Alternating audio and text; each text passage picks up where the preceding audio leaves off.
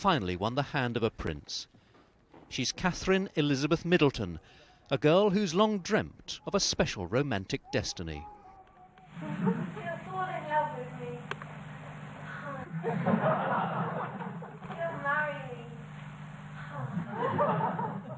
This was Kate at the age of 13, in one of the more prophetic scenes to be acted out in a school play. Her childhood was a comfortable one. This is the Middleton family home in rural Berkshire. The woman answering the door is her younger sister, Pippa. Kate went to the local prep school, St Andrews in Pangbourne. She was undistinguished academically, unlike her younger sister, P. Middleton, whose scholarship is recorded on the school wall. Kate, by contrast, shone on the sports field. Then, after public school at Marlborough, where it said she kept a photograph of Prince William on her wall, she headed off in the young prince's footsteps. It's not generally known, but in 2001, Kate went off to Chile on precisely the same Raleigh International Adventure course that William had attended just a few months earlier. Even then, she seemed to have set her sights on something special. She had a certain aura, she had a certain demeanour and a certain maturity that made her stand out slightly from the other venturers. She was extremely attractive, she was extremely popular, and she was a great member of the expedition. But she was always very in control of herself and impeccably behaved, one has to say. William by then had decided to go to university in St Andrews, a town on the remote coast of Fife in Scotland, best known of course for having one of the most famous golf courses in the world. Kate had also decided to go to St Andrews. She'd also picked exactly the same course as the Prince, History of Art. St Andrews is a small, closely knit community, an ideal place for William, who was desperate for privacy, and an ideal place for students to get to know one another. This was the moment Kate Middleton first caught the public eye, modelling at a student fashion show. Watching it all from a front row seat was William. At that stage, very few people knew that what had started as a student friendship was developing into something much deeper. Of course. Jules Knight, who's now a member of the singing quartet Blake, was a history of art student alongside William and Kate. He was a close friend and saw the start of the romance. I think he just took a shine to her, really. Spent a lot of time together and were very good friends for a long time. And I think then that blossomed into something more. As far as possible, they lived normal student lives. Kate even worked for a time as a waitress in a local restaurant. They lived together first in this flat in Hope Street in the centre of St Andrews. Later they moved to this remote farm on the outskirts of the town. They were careful not to draw attention to what was happening, but by now, among their friends and in favourite bars and restaurants, people could see that they were a couple. They just seemed so comfortable with each other. And she again appeared, very normal in that aspect. She didn't seem to be trying too hard. She wasn't dressing up to the nines. She was just a normal girl who got on well with her boyfriend, and that was that. On the same day, in June 2005, they graduated. Catherine Middleton. Kate had finished with a good degree. She'd also encouraged William in his studies, particularly at the end of the first year when he'd seriously thought of leaving university. William, Wales. In the end, they made it together.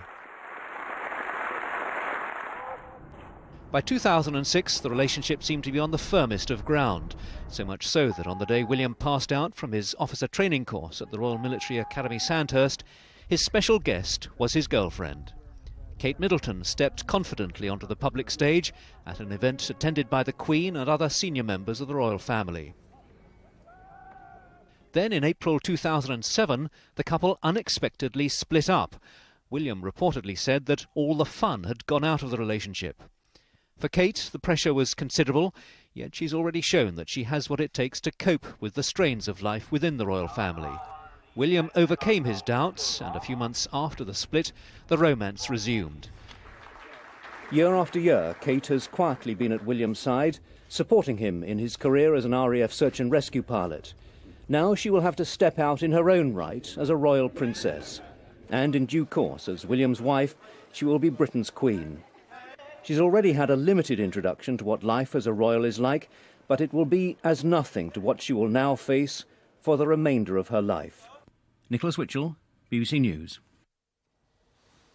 So the wedding is to take place next spring, but in getting married, what changes can the couple expect to their lives? Well, our royal correspondent Daniela Relph is with me in the studio, and I would imagine pretty substantial changes, probably greater for her. Yes, I think there's an element of double-edged sword about it. I mean, obviously there is going to be a huge amount of attention on Kate Middleton and the entire Middleton family, but now she will be officially in the royal fold. She will get royal protection, she will get a lot of help from within the royal family who have learnt lessons from the past. And I suspect there may be a senior female member of the royal family who will in a way be assigned to Kate to perhaps guide her through the next few months. And that, of course, raises the question of title. What does she become? Well, she will become Her Royal Highness for certain when they get married. But in terms of whether the Queen will give them any other title, we don't know at the moment. There has been a suggestion that perhaps they could become the Duke and Duchess of Cambridge. But at the moment, no official word on any title. That's still to come. I'm sure there'll be loads of other sort of small questions that people have, like the ring. Well, hopefully we'll get a chance to see the engagement ring this afternoon when we hear from the couple in St James's Palace, or see them at least a little later on. The wedding ring will be cut from a nugget of Welsh gold, as it traditionally is. The engagement ring more mysterious, so we'll get our first chance to see that a little bit later, hopefully. And also, the other question, I guess, is the dress and what it's going to be like. The big question, the dress. Now, Kate Middleton has generally worn the same designer for every event we've seen her at, every wedding of a friend she's been to, which is a Brazilian designer called Daniela, who is based in London. But I think there will be enormous pressure on her to choose a British designer for her royal wedding dress. And a bit like Princess Diana did for her wedding, she chose the Emmanuels, David and Elizabeth Manuel, who weren't very well known and were thrust into the spotlight. Perhaps she will choose somebody not so well known, but a very British designer, I suspect. Yes, and all these questions still to be answered. But I guess that at least Kate Middleton, unlike Princess Diana, has had a long time to get used to maybe some of the being in the public spotlight. Yes, absolutely. 8 years since they met at university. She has got used to the paparazzi, the photographers.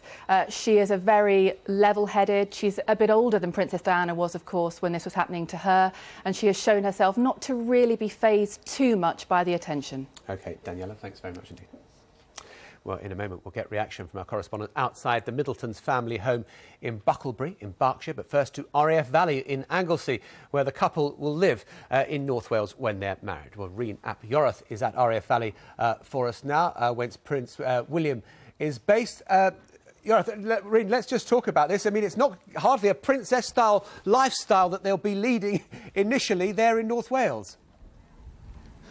No, and he's on the base and on call with the busiest squadron that the RAF has in terms of search and rescue. He'll be very much concentrating on the work and living here on the base. But he arrived here at Anglesey during his training, and now since starting working as a co-pilot, without much fanfare. There are stories of him turning up into pubs, the stories of burger vans with by royal appointments written behind the counter after he's paid them a visit. But certainly people are already asking, I wonder where they're going to be living here on Anglesey. He's been living in a cottage so far, but certainly in Wales. Carwyn Jones, the First Minister, has said that he's pleased to hear that the young couple will start their married life in Wales, and he's sure, he says, that he speaks for the whole of Wales in wishing them both well. He's treated here at RAF Valley very much like any other pilot, but he's no ordinary pilot today. He's a pilot who's just got engaged, and there'll be warm congratulations, no doubt. I'm sure there will be. Rhun, thanks ever so much there. Well, let's go to the Middleton family home in the village of Bucklebury in Berkshire. Alison Harper